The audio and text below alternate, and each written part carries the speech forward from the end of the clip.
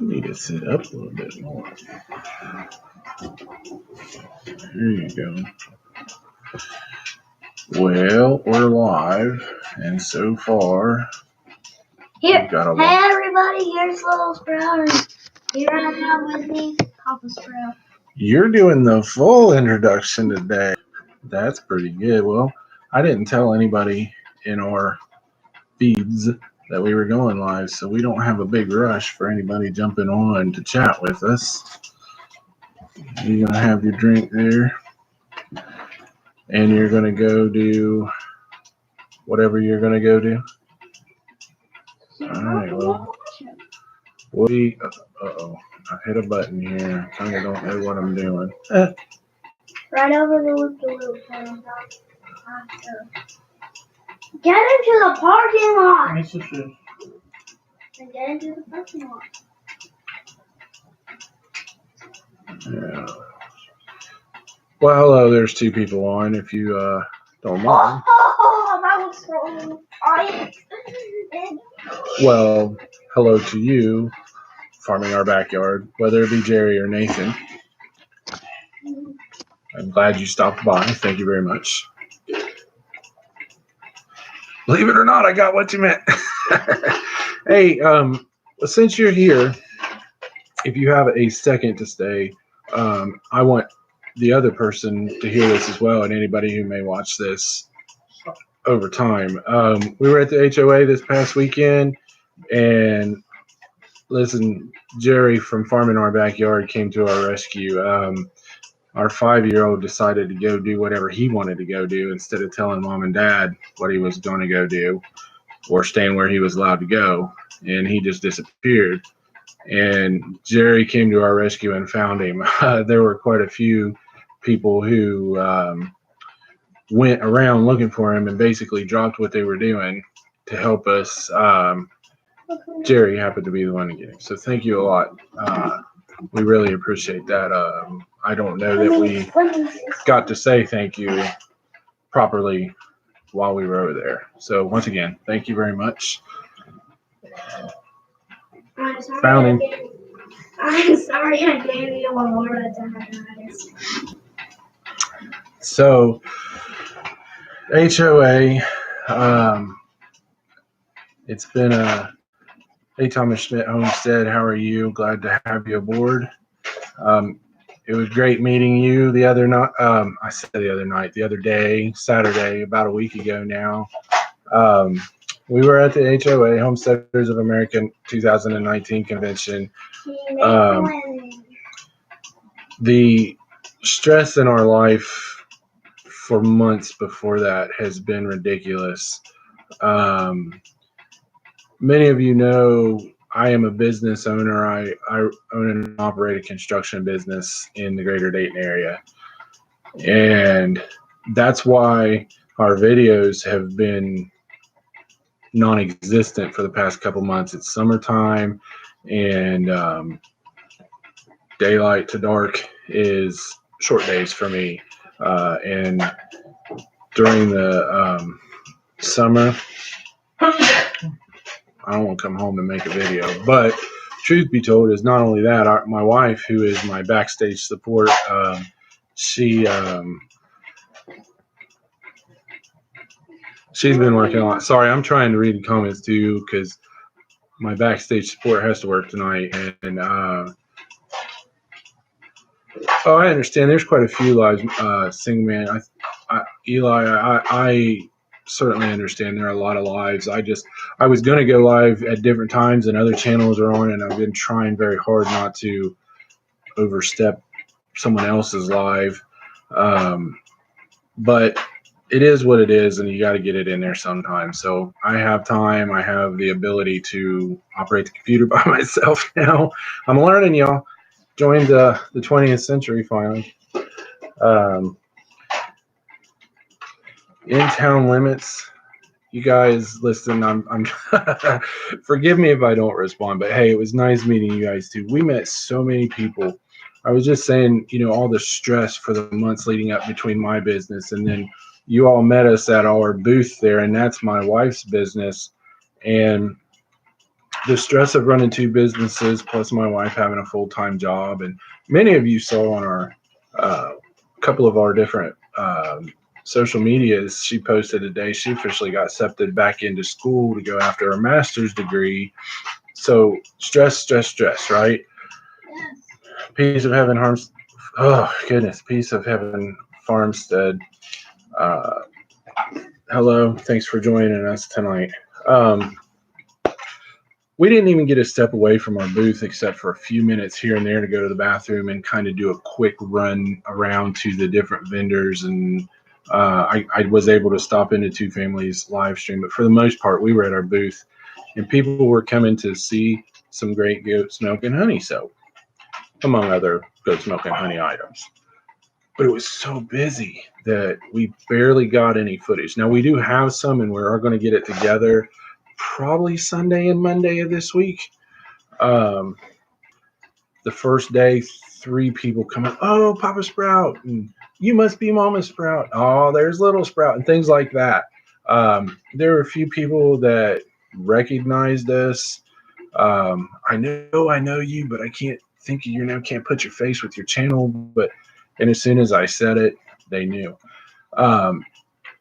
And I mean, I'm the kind of guy who thinks, okay, I put up some videos and I'm the kind of guy who thinks, okay, I put up some videos and I have this many subscribers. Who's going to recognize us? And we were very shocked by that. It's humbling, really. Even more exciting to me was the bigger channels that were there that took the time to stop and talk to us, and we exchanged some video in the occasional few minutes that we had to do something. But of all the stress that led up to this event, we were able to go over there, and as soon as we walked on to the fairgrounds, we hadn't even set up our booth yet. Just the stress level went from way up here to just down below our feet. I mean, it was so relaxing, even as busy as we were, as chit-chatty as we got to be with people coming up to our booth. To be with like-minded people was just unbelievable. Reap what you sow and Honest Open Permaculture. Hey guys, thanks for stopping in this evening. Appreciate you being here. It was such a calming experience that, the truth be told, my wife's already put in a request for next year to have those few days before off so we can do a little bit better as far as our time management and the stress of getting there, and we can be there longer. We're not going to be flying in, or not flying. We're not going to fly over there. We're going to drive, but we're not going to be coming in like right at 11 o'clock the night before and hoping that we can get up and get over in time to set up. And that's what we did this year. And that was part of the stress. But again, walking onto the fairgrounds, it just automatically fell. I mean, the staff that put that together, whether they were paid or no, we haven't had any more requests. It was just the one person that requested that. And I mean, it was a gag gift, but he, hey Pete, how are you? He requested that as a gag gift, but like I probably didn't tell everybody, but I did tell a number of people that he's an avid hunter, and I would venture a guess he uses that before he goes hunting to mask his human scent to let the deer not be so leery. The feedback that we've gotten so far about the stuff we sold, we are very thankful for. And if you guys who are on here, if you bought any of it, please send us an email and let us know.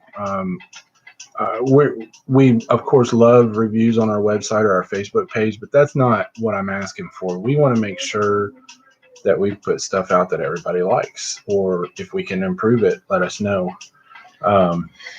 I will tell everybody my wife has already made another batch of soap. It's going to be ready in about 4 weeks. That's how long it has to cure after it's made. We're already trying to get restocked. I cannot believe we sold out. And then again, yes, I can. It's great stuff. But I don't want to be on here doing a sales pitch. I want to do my best to look over and see when people are commenting and react accordingly.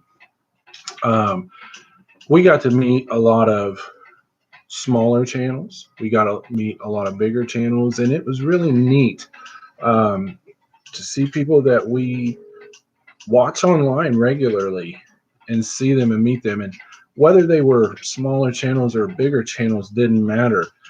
Just to see that most of them haven't let internet fame, if you will, go to their head. They just act like normal person like you or I. That was really great.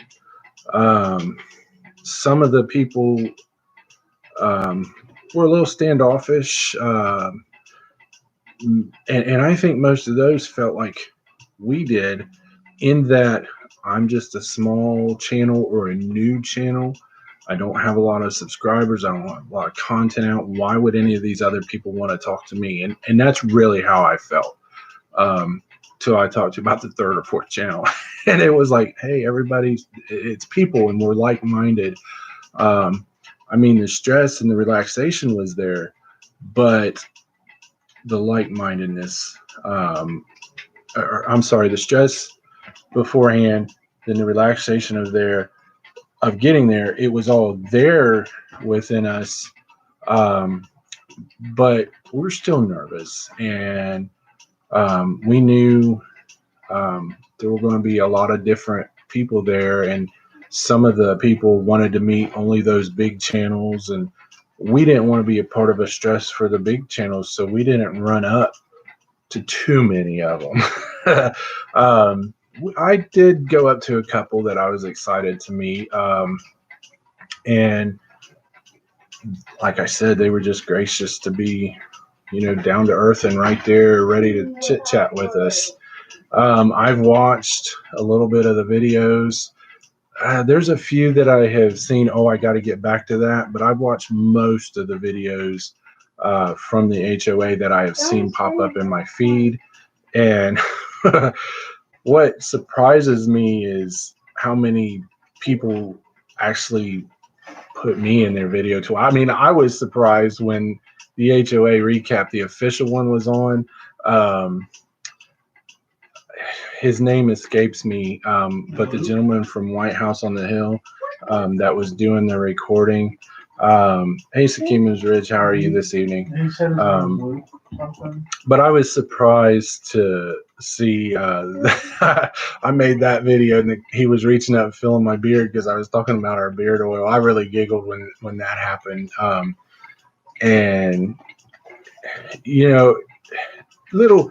goofy things like that excite me, and I appreciated the ability to get away for a couple days and just let my Italian, yeah, he was something else. I mean, he gave me the thumbnail spot on that video where I was telling a story about about half my beard, probably in between my fingers there, got wrapped up in a drill and ripped out of my face.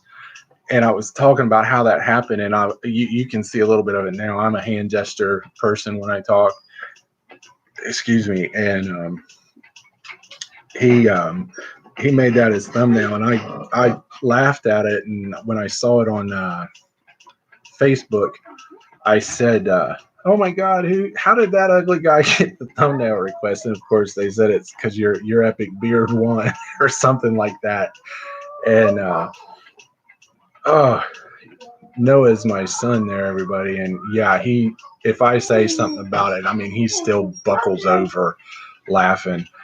Give me a quick second. I thought I had him set up as a moderator. and I want to do that. So I have a couple moderators in here. Not that most of the people on here would say or do anything bad, but you never know, because I've seen some channels lives where there's 15 or 20 people that are jumping on saying some pretty rough stuff. I imagine it's rough because you can see comment or message deleted or redacted or whatever.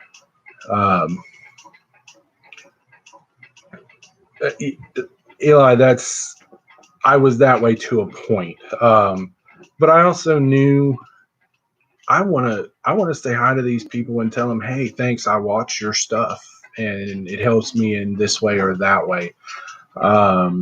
And that's why I decided to step out. For example, the first bigger channel I saw, the people from live, was the Stivers. And, I just turned around, shook their hand, and hugged them both and said, nice to meet you. Amazingly enough, they knew me by my first name, which I don't even say on YouTube, but we're actually connected on Facebook, and that's why they knew. But, for me, some channel from another state who do their YouTube and their homestead, and they knew me by name. How many hundreds of people are they probably friends with on Facebook or in their groups that they would know me by name? But anyway, I wanted to say hi to them and thanks for sharing your life with us. And they were gracious and let me. And then the next bigger channel I saw, and they're, to me, are a pretty big channel, is the Holler Homestead.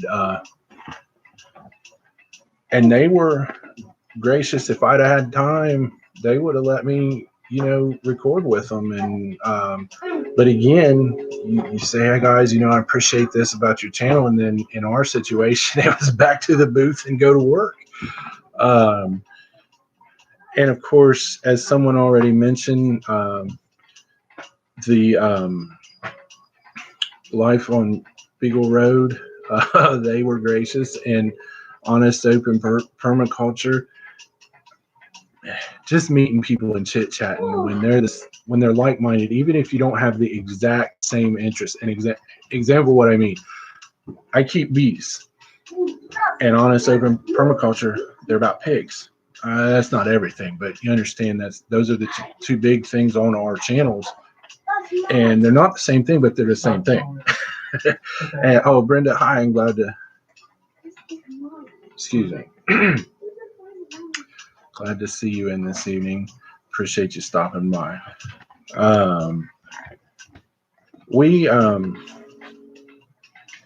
We just had a blast. I heard someone else say the following, and I'm going to say it as well because I agree 100% with it. If you have to sell a body part in order to get there next year, you need to get there. If you have the slightest interest at all in homesteading, it doesn't matter what your politics are. It doesn't matter what your religion is. It doesn't matter if you're a male or female. It doesn't matter what color your skin is. We will accept you. We will accept your differences. We will accept your similarities. We will get along, and we will have fun together, and we will teach each other. And the community, the togetherness, getting away from it all for a minute, man, it just all came together, and it was an absolutely great time. Great time. We actually, for a while, I want to go to, don't stay at the motels. I heard they had a really rough go at it. A lot of people who had reserved rooms there showed up to their reservations being canceled. A lot of people I heard that about.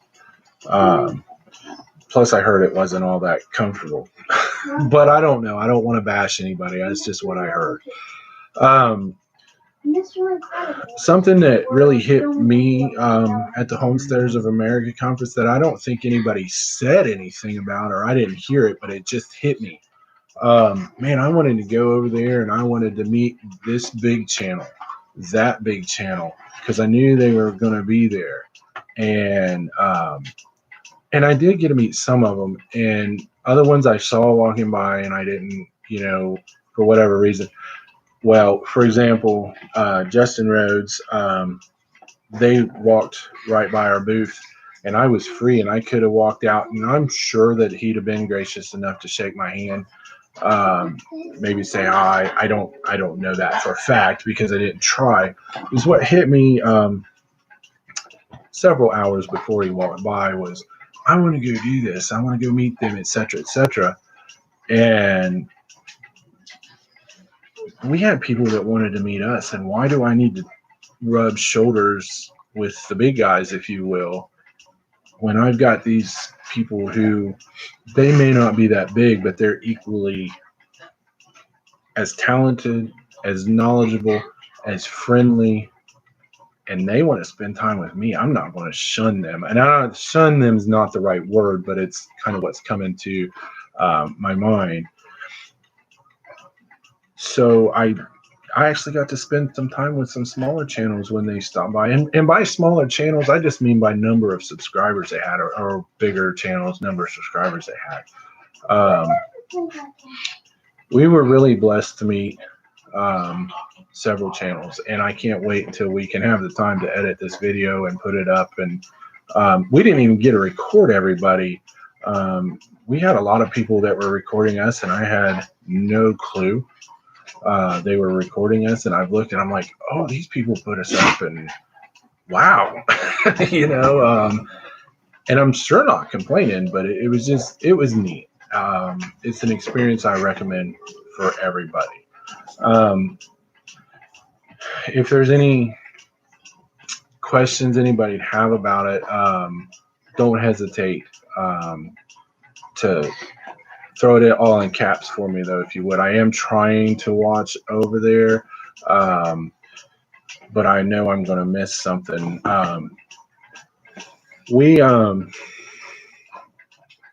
We're live on Monday night coming up on Two Family Homesteads Live. I'm kind of excited about that, just a little bit. We have been really blessed to be friends with Sherry and Daryl and I say friends, it's not like we get together every week, but we chat regularly. We've been very blessed that they've taken us under their shoulder in some things that are going on in Ohio. So I would encourage everybody to stop over there on Monday evening. It starts at 9 p.m. on Two Family Homesteads. We were the same way. The little bit we did get out away from our booth. Usually it was to run the 30 feet over to the porta potties, but of course there was almost always a line, so we'd chit chat with somebody. And there were a couple times I thought, I'm going to take the camera around, and I just didn't. My luck, I'd have been carrying it around and dropped it, and so it would have done no good anyway. But yeah, we did a lot of chatting on the times we were away from the booth. Anyway, I encourage everybody who has the opportunity Monday night and who it's not too late for. I know I struggle sometimes staying up watching that. Again, I get up early, early, and then I go work a hard physical day all day. But I committed to them some time ago, and we're gonna talk about God knows what. I do know one thing we're probably going to talk a little bit about is on the 6th of June, 2020 at Bark Camp, I think is the name of it, Bark Camp State Park, over in eastern Ohio. It might be Bark Creek State Park. We're going to be having a homesteaders get together. Noah, you're right. Every time we think about it, we're like, oh, we didn't bring the camera. We keep saying we're going to get footage of us doing our work. as builders, and we just, I don't know, I'm kind of leery to take the camera out there myself, but maybe I can get my wife to stop out a few times and take some shots of stuff. Sakima's Ridge. Since you mentioned that, I'm going to say that Sakima's Ridge Homestead is part of the organization, part of the organizing of the meetup or get together or picnic or Buckeye Sizzler planning committee. I don't know what else to call us at this point. But it's going to be just to get together and have fun. We're not going to do like a conference where we have teachers and classes or speeches. I know there's an Eventbrite page on it. I don't have that link presently. Sakima's Ridge, I don't know which one of you is on this evening, but if you're able, why don't you, I know you've got the link in our group chat. If you're able to, would you throw that in there for anybody who's interested? We've really been going back and forth with each other about what are we going to do with this? Are we going to make it a conference? Are we going to make it a fellowship? What are we going to name it?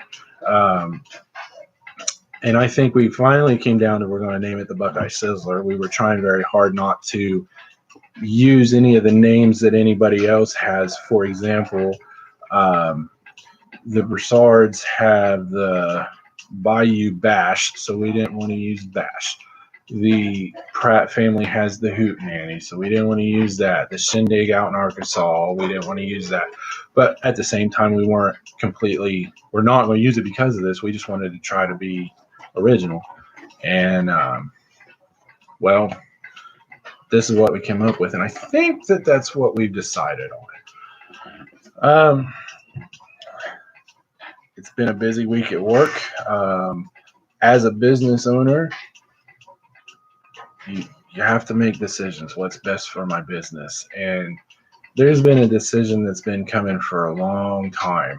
I work with a general contractor that I've been struggling with. I like the guy personally. He's really a great guy personally, but business, it's just been hard. I can't continue to survive as a business while staying with this guy. But I also didn't want to just leave him high and dry.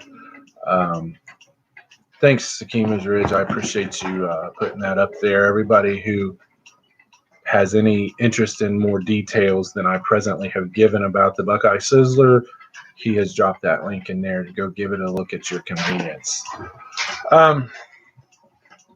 But even coming back from the HOA and feeling pretty good about everything, I've been stressed about, man, I've got to make a decision to move in this direction. And one of my non-official business partners and myself decided today, it's just, we're done him hauling around about making this decision, and the decision's been made, and a weight's been lifted off of my shoulder. So stress is reduced even further, or it's not elevating back to the levels it was before the HOA near as quickly as it could be. Let's see, some updates on things coming up specifically around the homestead. I don't know if I'm going to get to it this weekend, but if not this weekend, then the weekend following.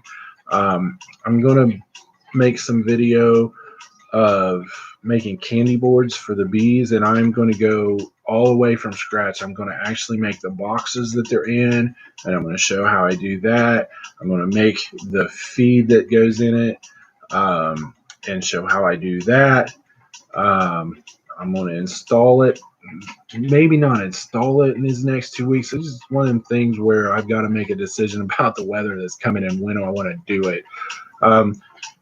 As most of us are, it's fall, and the temperature, as all of us in the United States are anyway, it's fall. The temperatures are going up and down. And I got to decide, based on that, when I'm going to add that feed for them. Now, for those who may not know, what is candy board? It's basically, and I mean very basically, sugar. Um, it's just an insurance policy to make sure that the bees have enough food to get through winter. I believe that my hives are very much ready as far as their food supplies are for winter this year. I want the insurance policy of having a candy board on there. I thought they were ready last year. They weren't. So we're going to add the candy boards this year. And like I said, I'm going to show a video of how I do that. I'm going to break it down so that anybody who has bees and they don't want to buy a candy board from one of those big name bee places and they can't find somebody local that has them, I'm going to show you how to make them. That was another thing about the HOA. Probably 80% of the people who stopped by our booth were asking about bees. I love talking about bees. Listen, I was scared to death when I decided it's time to take the plunge and get bees. I was scared I was going to do everything wrong, and no matter how much information I had and how much I know and who I can talk to, I'm going to mess it up. And I did. But you know what? I learned from it. And that's the most important thing. Learn from your mistakes and move forward. We're doing a lot better with them this year, just as an example. But one thing I have found about the bees, and everybody, this is one thing I was scared of, is I'm going to open them up and I'm going to get stung every time I'm in there. I'm going to get stung a bunch. I'm going to get stung so many times I'm going to quit. And I have been stung a few times, more than some, not as much as others, I'm sure. What has been really great, though, is I have just found that keeping the bees has actually helped my wife and I, and even to a point our children, become a closer knit family, because that's something we can all do together. That's something we can see this project from start to finish. Yes, I know you haven't been stung. You're welcome. I take them for you. I've actually only been stung once this year. But it's things we can do together and become a closer family, and we can see from the beginning to the end a project start to finish, and we can take care of an animal, or in this case, about 60,000 animals per hive. For me, it's become a real source of peace. I can just go out there and everything is so, what will I call it? It's peaceful when I can go out there and the order to the chaos. It's like, this is the perfect life. These bees have, I don't know how to say it other than evolved to be perfect. I mean, they don't want to sting people or animals or whatever, but they also want to protect their hive. They just want to go out and get food to make it through the winter. And in doing so, they pollinate the flowers, they pollinate the vegetables, they pollinate the fruit. And it's just a perfect cycle. That said, I don't know who it was, but I read it. I don't know if it was the CDC or one of the other government agencies has declared that the honeybee is the most important animal on Earth. We talk about something that's stressful, because now I'm taking care of the most important animal on Earth. But it's not stressful. I mean, well, 80% of the people that came to our booth wanted to talk about bees, and I told them, like I'll tell everybody, you ask 10 different beekeepers the same exact question, you're going to get 20 different the concealed carry holders. So that's great. You're going to get 20 opinions, and not one of them is wrong, because what may work for me here in my area of Ohio may not work for Sekima's Ridge in their area of Ohio. Why or why not? Who knows? I mean, is the soil in my area different than is in their area? Just enough that different flowers are blooming at different times. Is the climate that much different? None of it has to be a huge difference, but the most minute difference in whatever variables there are as to how bees need to be kept can make the hugest difference in the world in how the beekeeper needs to keep them. Um, do you feed your bees sugar water or do you not?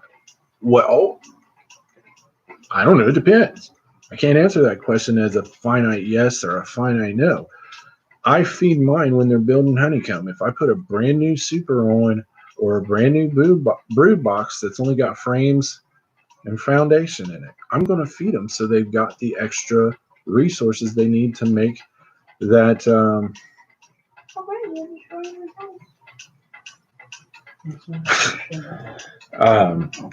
I'm going to feed them so they've got the extra resources to make the extra honeycomb.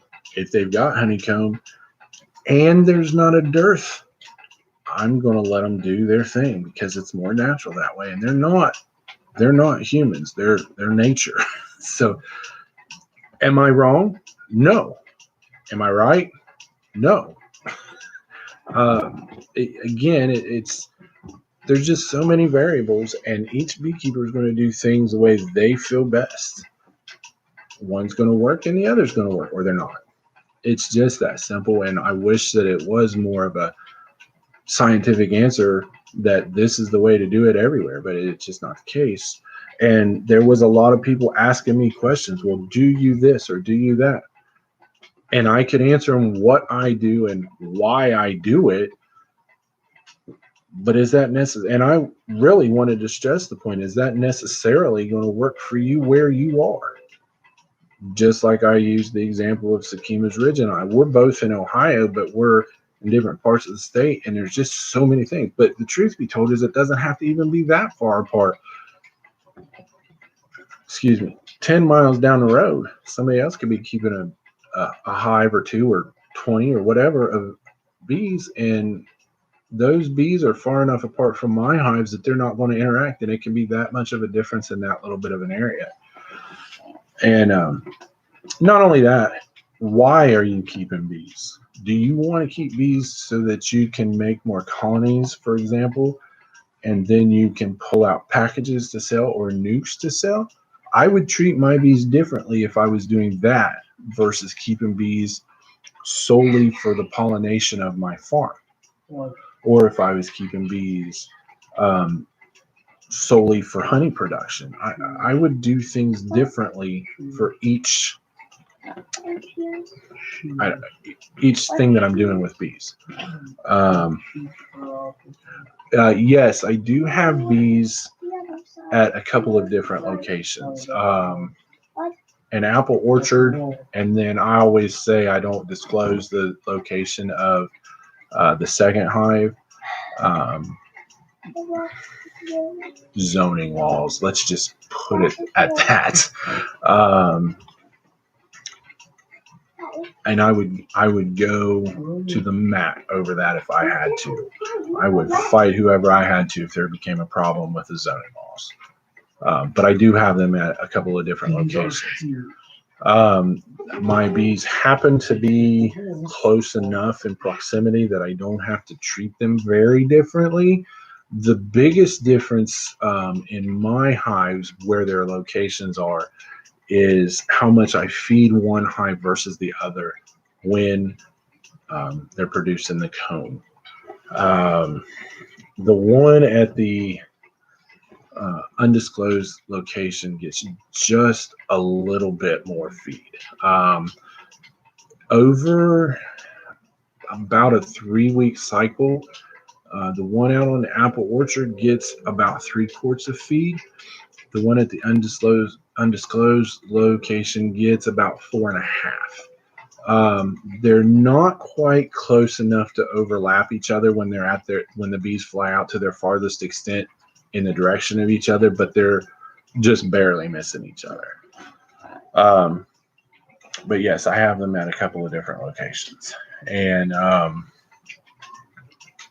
it is a little bit of a chore to get out to the other location, but it's not really a chore is not even the right word. It's just I got to get the motivation to do it when I need to do it. The location that's undisclosed is significantly closer to me, and it's a matter of, okay, I need to run over here and do this. Speaking of bees, I want to throw, yeah, come on around this way if you're going to talk to everybody, but give me a second to throw this information out there. We name our queens every year after historical queens.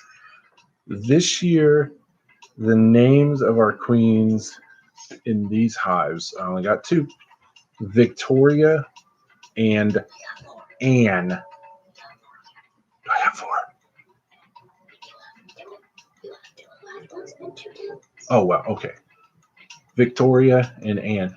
I promise that question or that information is going to come up somewhere soon, and it might be helpful for you to know that. Getting started on homesteading. Hello. Thank you very much for joining us this evening. I quite appreciate you being here. Come on over, Little Sprout. You can pop your face on here and let everybody see you that hasn't seen you yet. Go ahead, say your question. The location that is undisclosed is also known as the undisclosed location. Oh, so what's your question, or did you have a statement? I had a statement. I had a statement.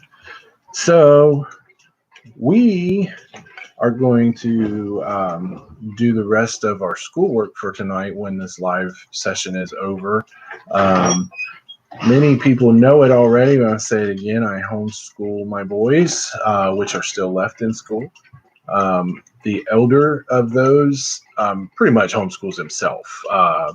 The younger,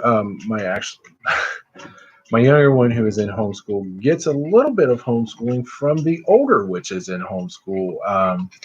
And then my wife takes the language arts portion of the teaching, and I take the math and history.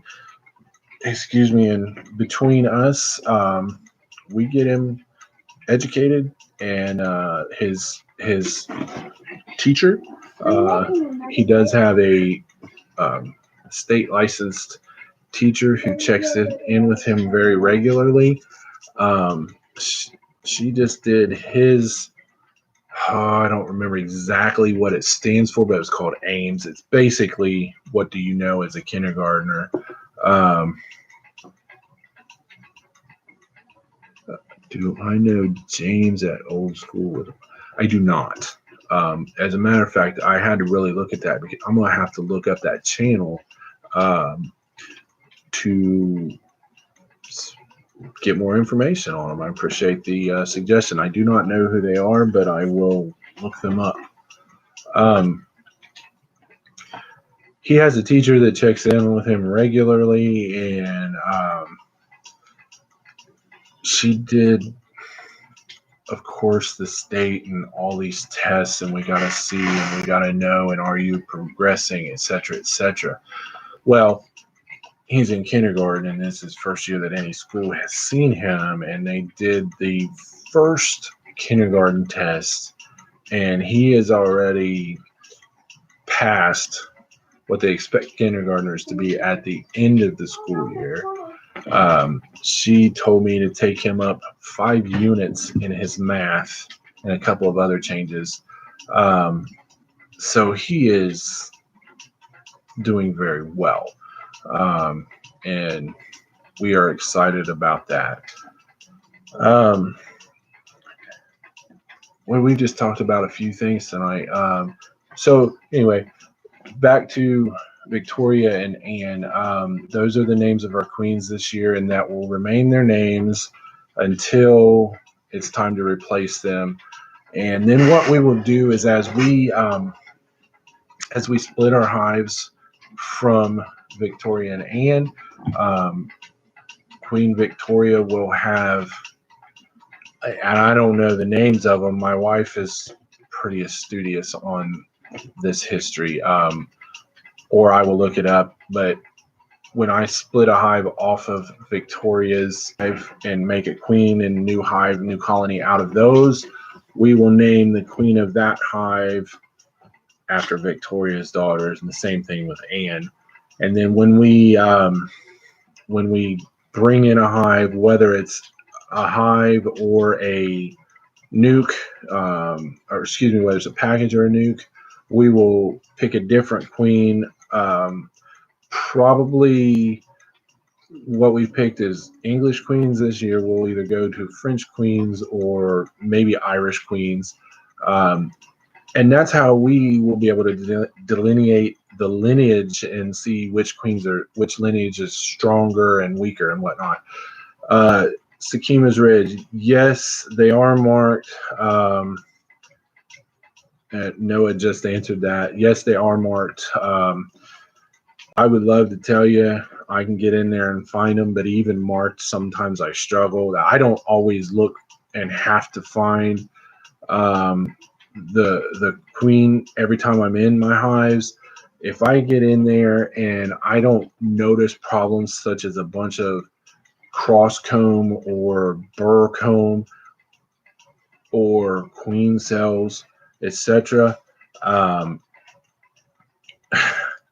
I won't necessarily pull the hive completely apart as long as I see signs that she's still there.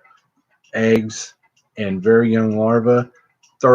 If I'm on the third frame and I see that, then I put it back together. But I do look down through and okay, everything looks good, and they go back together. I also don't get in my hives weekly like is suggested by a lot of beekeepers. A lot of people don't know the inner workings of a hive, and I'm not going to sit here and tell you that I know everything, but what I do know is that every single area that things connect, bees propolize. Where a brood box is on top of another brood box, or a honey super is on top of a brood box, etc. They propolize in where those two boxes meet. They propolize the frames to the boxes. Every time we go in there, we break that propolis, and that pulls bees back to using resources and time to repropolize everything. So I don't get in there very often, as long as I don't see a problem when I'm in there the time previous. And I just like to let them be them. Hey, you two, I tell you what, old man eyes is not wrong. I'm wearing contacts right now, and I've got bifocal contacts, and let me tell you, that's hard to get used to. But I still struggle seeing things, and I don't. Depending, I usually actually try to go to my glasses in order to look in my hives because I can see better through my glasses. Right there, you seeing that you haven't been in your hives in 2 months or better. That's just an example of what one beekeeper would do versus another beekeeper, and neither one is necessarily more right than the other. That is what I do. I was very much into them last year, and I just decided I want to do things more natural this year. All right, so Victoria and Anne, that's just some important information if you're going to follow me in the next few days. Hint, hint. Monday night.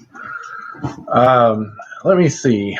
I have to give some more information. It's stuff. All that Victoria and Anne stuff, I'm sure has been announced before on some of my bee videos.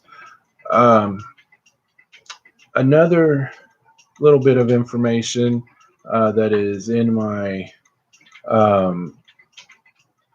description page. Loma.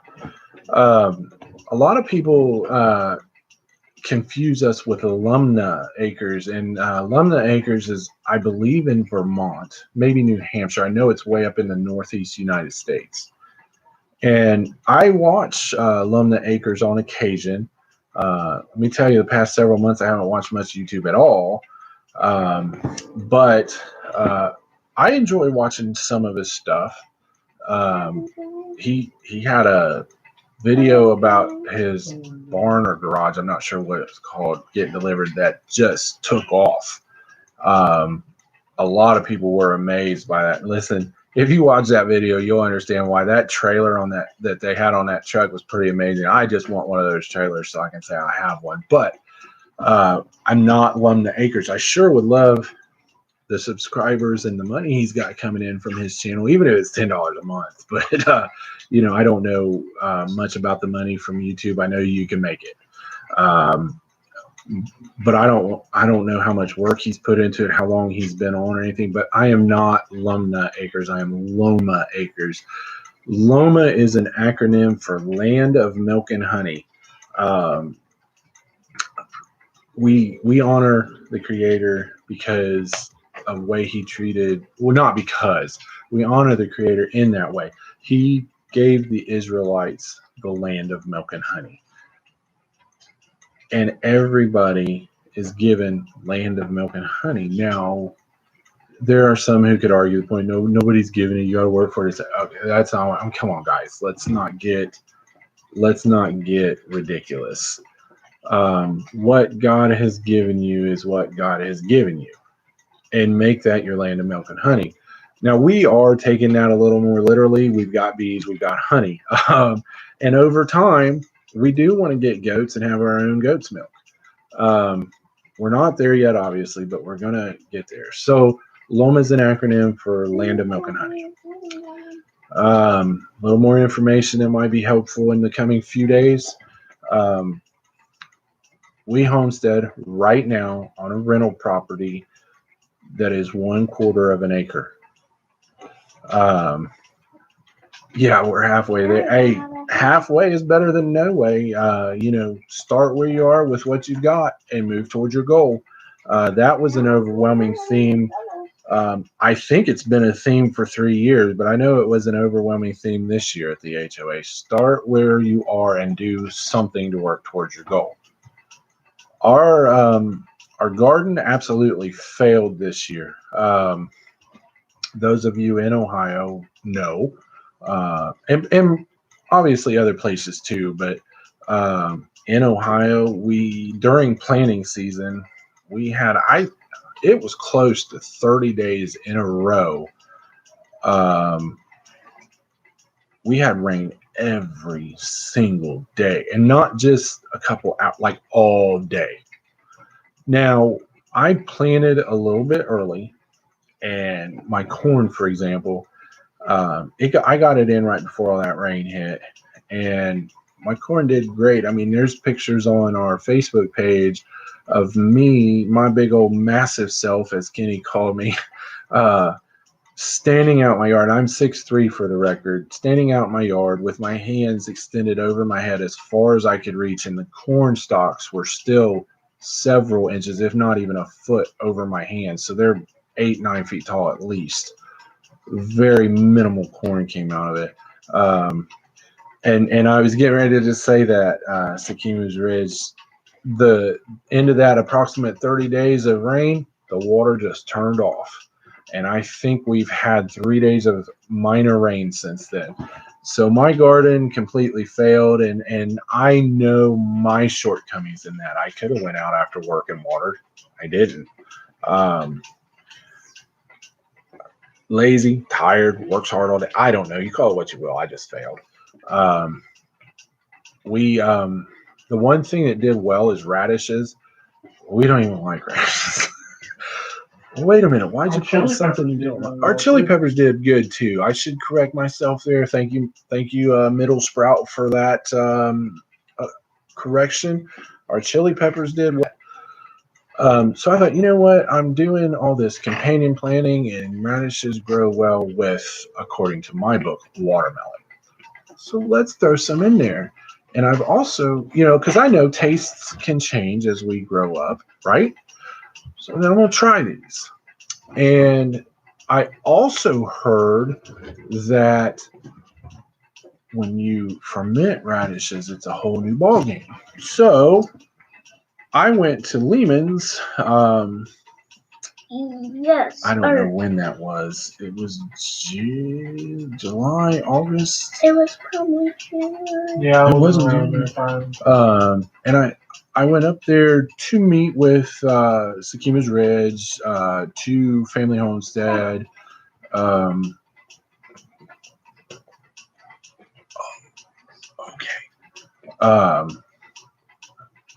J Love Adventures and BW Family Farms. Yeah. And I bought a fermenting kit, and I came back home and I wanted to get the radishes, and I didn't. So I failed on that end.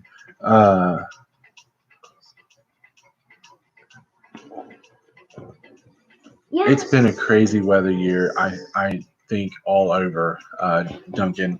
I'm glad you got something planted. I hope that you got some yield off of it.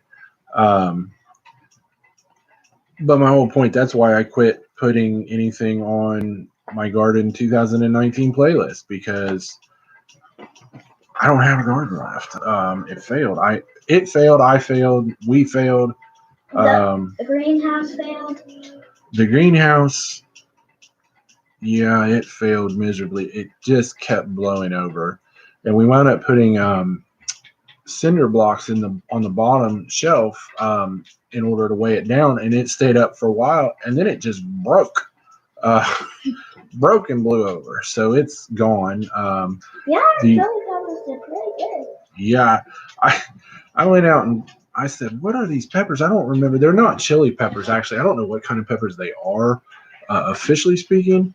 But I went out and got them because I wanted to ask my wife. I think I'm.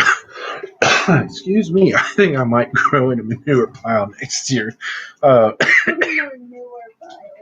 excuse me. I just am glad that, as busy as I am, I didn't live in the 17 and 1800s, staying this busy yet requiring a garden in order to live, because that's how this year went. Not only were we so busy with work, some of our close family, but not close enough to live in the house. Let's leave it at that. They had some medical issues that took our time.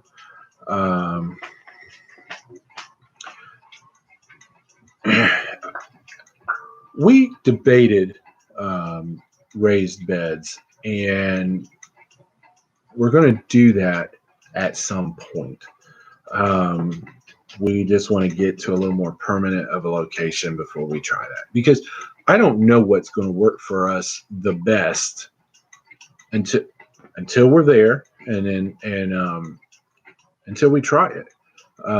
Being on a rental, I'm not going to do the back to Eden, because if I get all those wood chips back there, then the landlord doesn't want it to stay once we leave, then I got to haul it out.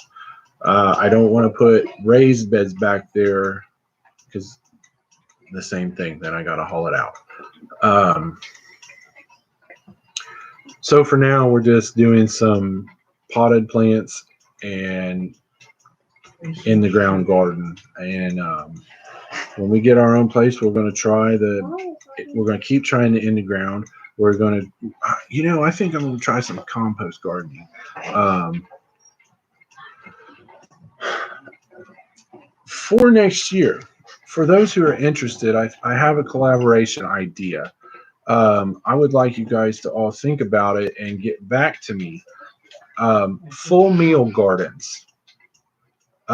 Everybody's heard of a salsa garden. What goes in salsa goes in a garden. But what other full meal gardens can you make? And an example of that is a pasta garden. Well, what? Wait, what? So, what do you have with pasta? Tomato sauce, noodles, oregano, maybe basil, sage, pizza garden. That was one of them. Meatballs. Well, we can't grow noodles, but we could grow other things to make noodles. Um, I don't know how to grow meatballs in a garden. I'm not saying it couldn't be done. I don't know that it would be meat. I'd like to grow some bacon seeds into bacon too. Sorry. Chick-fil-A for dinner tonight, everybody. God's food. Um, no. Um, for our pasta garden, we're going to put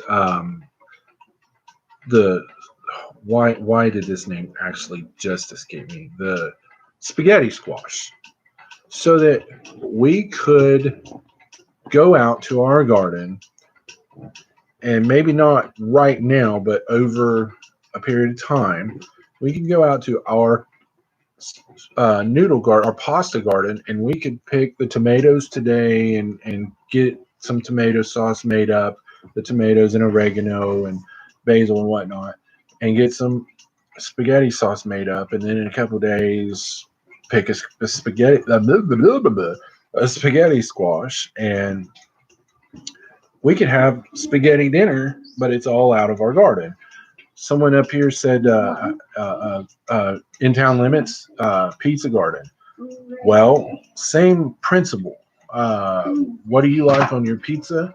And by goodness, if you want to take it to the extreme, grow some wheat, and when you get the wheat berries off of it, grind them up and make your own pizza dough. Obviously, that's a little extreme for most people.